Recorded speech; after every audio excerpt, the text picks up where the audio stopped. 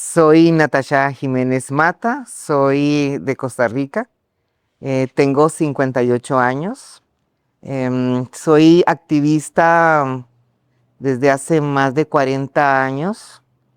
Empecé, de hecho, con un tema que ni siquiera me hubiera imaginado, que era atendiendo a hijos, hijas e hijes de personas privadas de libertad, dándoles clases de arte. Y las cuestiones de la vida me llevaron hace 40 años al tema del VIH, que es cuando inicia la pandemia en Costa Rica, que de hecho no inicia ni siquiera con personas gays, sino que empieza con hemofílicos por transfusiones de sangre. Y estas cuestiones de la vida me fueron llevando a diferentes organizaciones de defensa de los derechos humanos, sobre todo de gays y lesbianas. Y es hasta hace 20 años que decido conformar una organización que trabajara específicamente por la temática trans e intersex. Y es así como hace 20 años nace Mulavi, que es una organización que surge como una iniciativa de varios activistas latinoamericanos. Nace, de hecho, en una reunión en Córdoba, Argentina, con activistas de Brasil, Argentina, México, Paraguay y yo de Costa Rica. Y, y es así como surge Mulavi, que Mulavi es una palabra africana que significa espacio pequeño sin fronteras. Soy Ale López Bench, soy de Argentina, de la provincia de Tucumán. Estudio profesorado en Geografía en la Facultad de Filosofía y Letras de la Universidad Nacional de Tucumán. Soy director de la organización Argentina Intersex, que se funda en el año 2020, un 6 de febrero, después de la segunda conferencia de personas intersex de Latinoamérica y el Caribe. Bueno, desde mi punto de vista, yo creo que para empezar a hablar de intersexualidad en la infancia o en la adolescencia es empezar a abordar la intersexualidad como una diversidad corporal, ¿no? Yo creo que empezar a hablar sobre que no todos somos iguales, que hay gente que tiene pelo largo, pelo corto, hay personas que no tienen pelo, hay otras personas que son altas, otras más bajas. Por supuesto, hablar de genitales también es necesario. Para empezar a hablar de una manera como desde muy inicial sobre qué es la intersexualidad. Cuando hablamos de intersexualidad, hablamos de personas que nacemos en un cuerpo que varía respecto al promedio o a la norma de lo que debe ser un cuerpo masculino o femenino. Cuando hablamos de intersexualidad, no hablamos ni de orientación sexual ni de identidad de género, ¿no? Hablamos de personas que nacieron con características sexuales que varían respecto al promedio, ¿no? Tampoco es un tercer sexo. Eso el activismo intersex lo vive repitiendo y lo vive cada vez que nosotros hacemos talleres, porque se confunde muchas veces con un tercer sexo o como que somos personas no binarias. Y no tiene nada que ver. Desafortunadamente, en la mayoría de los países no hay protocolos de atención cuando nace un niño o una niña, una niña con características sexuales diversas. Lo que hacen generalmente el sector salud es tratar de normalizar ese cuerpo para que se parezca más a lo estándar. Entonces, generalmente generan cirugías no consentidas, cirugías que ni siquiera consultan a veces a los padres, las hacen de oficio, que mucho menos le consultan a las personas intersex, y que básicamente es con el afán de colonizar esos cuerpos y que esos cuerpos se vean, digamos, estéticamente como un cuerpo estándar, pero no necesariamente lo hacen por una cuestión funcional. No existe un protocolo de atención para personas intersex. La mayoría de las infancias intersex atraviesan por cirugías que son cosméticas irreversibles, sin el consentimiento pleno, libre e informado de la propia persona, ¿no? Estas cirugías muchas veces se le presentan a los padres como una única cirugía, pero la verdad es que son cirugías y tratamientos que continúan a lo largo de toda nuestra vida, ¿no? ¿Y cuáles son esas consecuencias de estas cirugías que nos practican en nuestra infancia? Bueno, abarca desde consecuencias físicas, dolor crónico, infecciones recurrentes, falta de sensibilidad y también lo que es psicológico, ¿no? Porque yo como una persona intersex que pasó por la mutilación genital y pasé por el sistema médico, no tan solo cargo con una dolencia física, también con una dolencia psicológica, ¿no? De haberme desnudado frente a muchísimos médicos, de haberme tocado mi cuerpo, de haberme sacado fotos, de haberme filmado. Yo creo que es una situación sumamente dolorosa que atraviesa la persona intersex y también yo sé que también las familias que están por detrás, ¿no? Porque por el propio desconocimiento y por el miedo también que ejerce un sistema médico, porque ¿qué vas a desconfiar de un médico que supuestamente salva vidas, que está arruinando la vida y la corporalidad de esa persona, ¿no?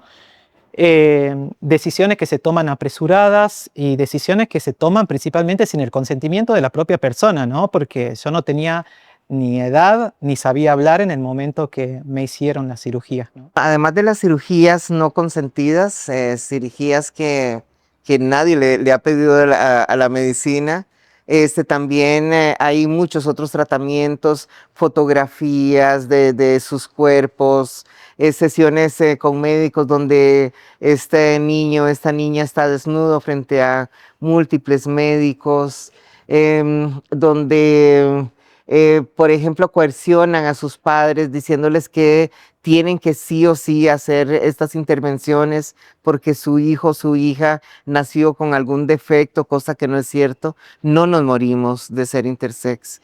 El ser intersex es simplemente una condición como cualquier otra que no es una enfermedad. Y tenemos que dejar de pensar de que es una patología que tiene que ser curada, que tiene que ser arreglada.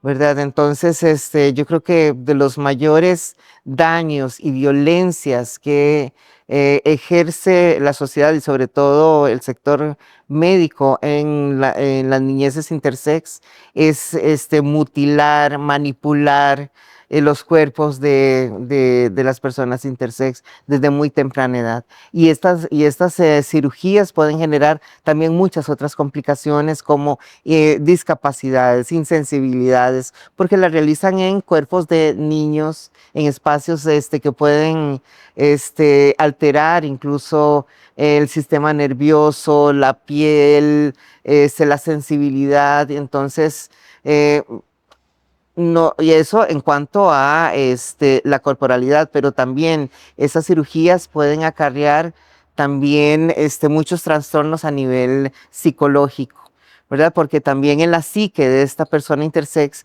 que el mensaje que se le dice es de que no mereces el cuerpo que tenés, que por eso tenés que ser arreglado.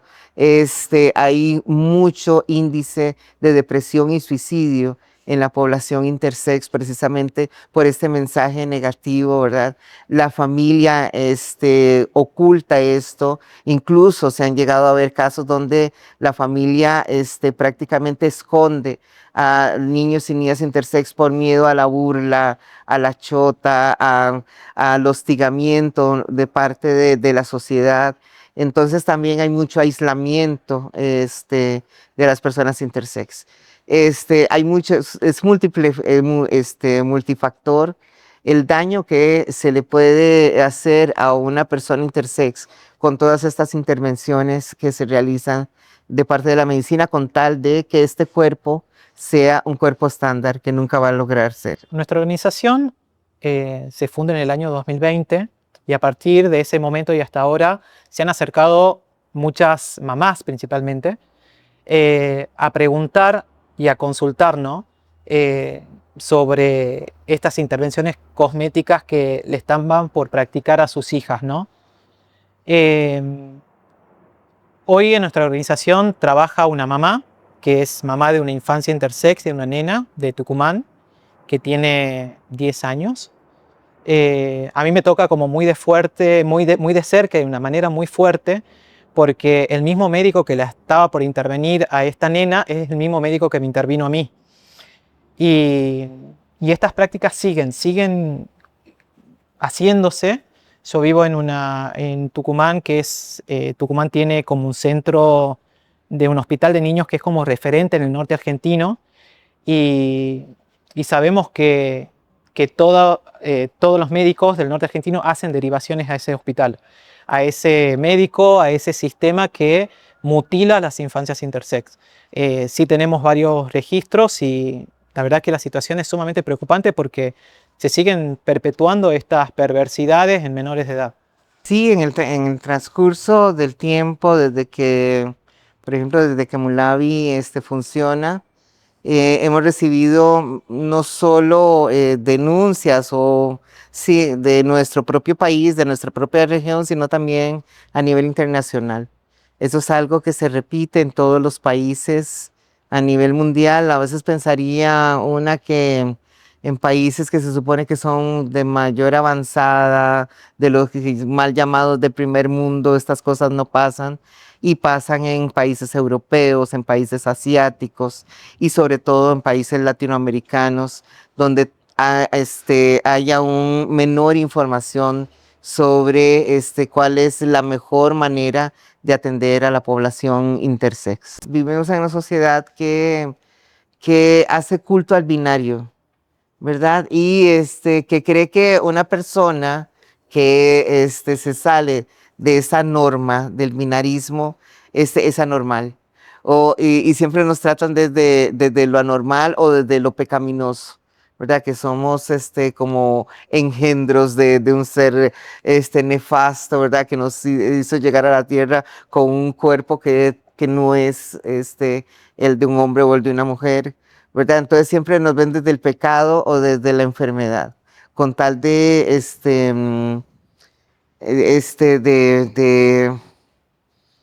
se me fue la palabra, pero básicamente para así justificar las cirugías que realizan en los niños o las niñas intersex.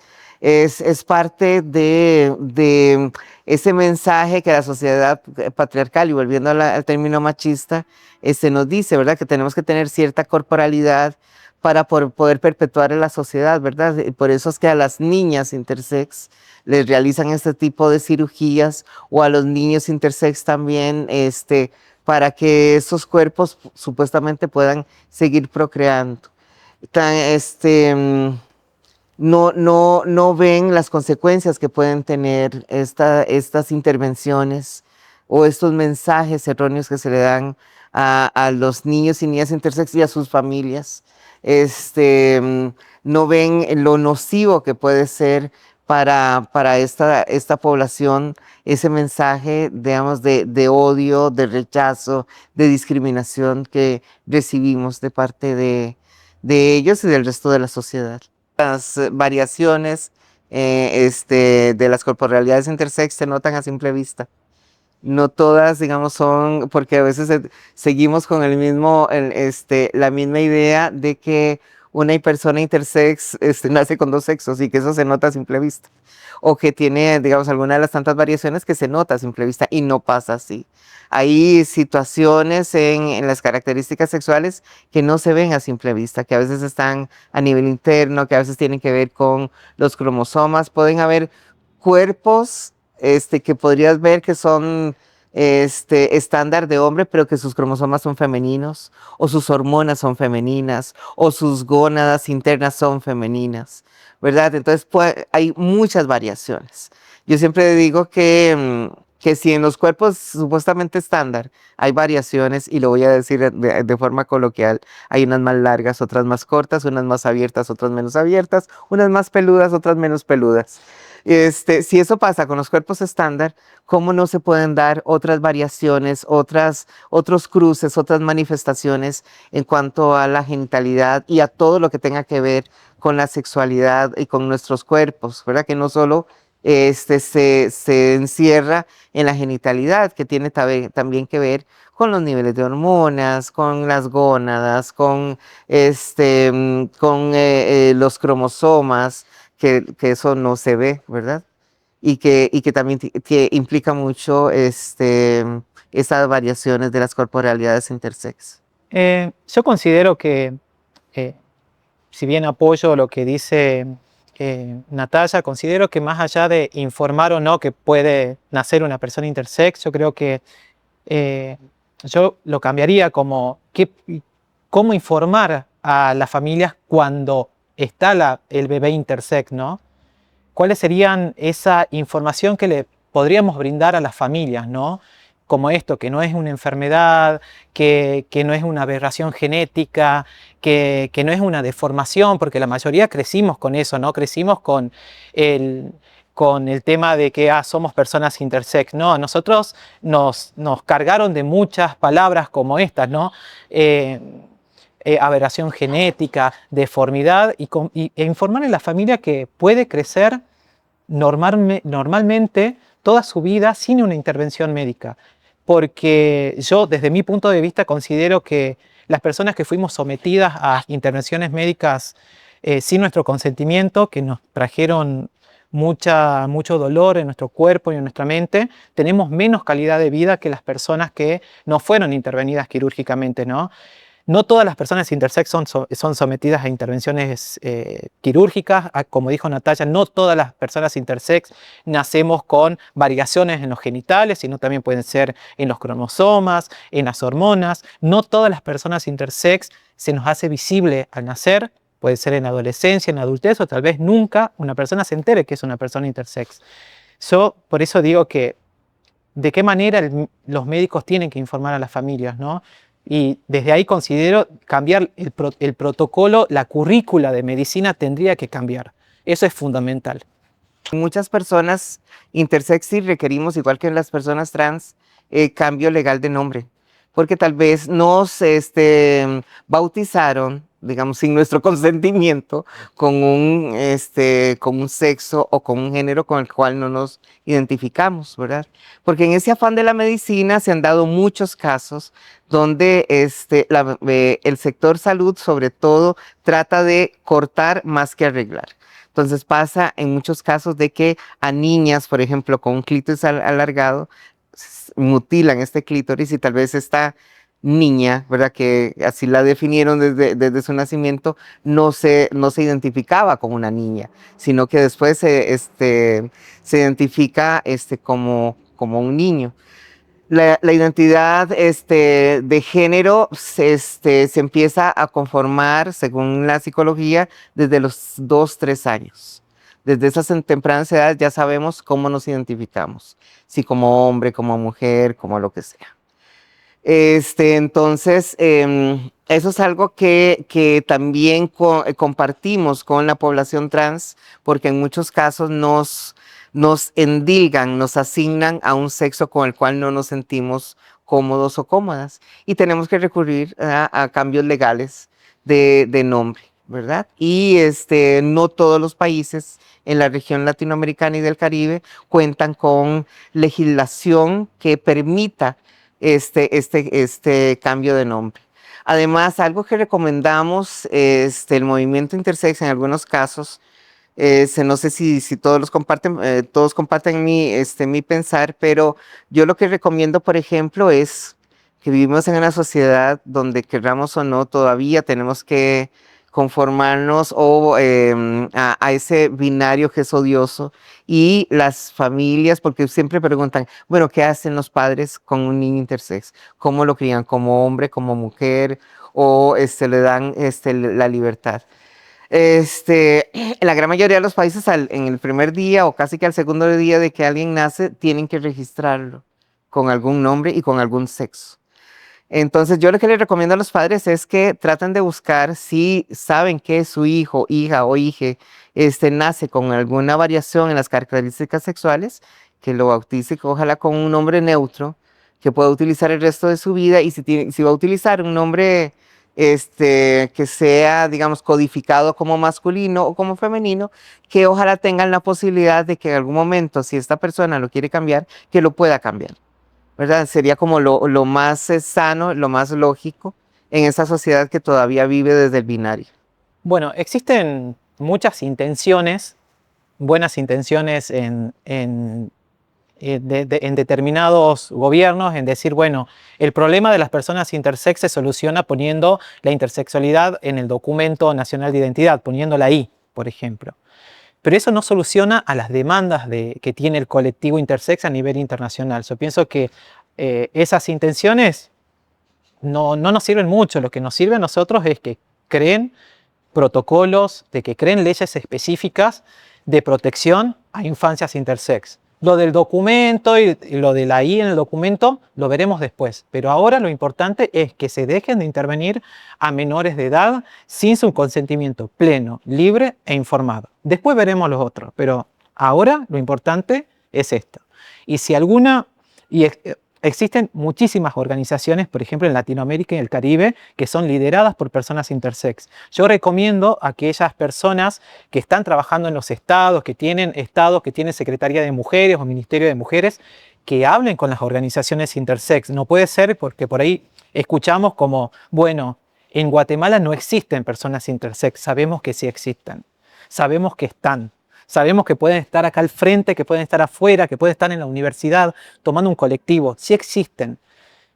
Lo que sucede es que viven en un círculo de mentira como vivimos todos nosotros, ¿no? Que nos dijeron que éramos deformes, que no hablemos porque nos van a señalar.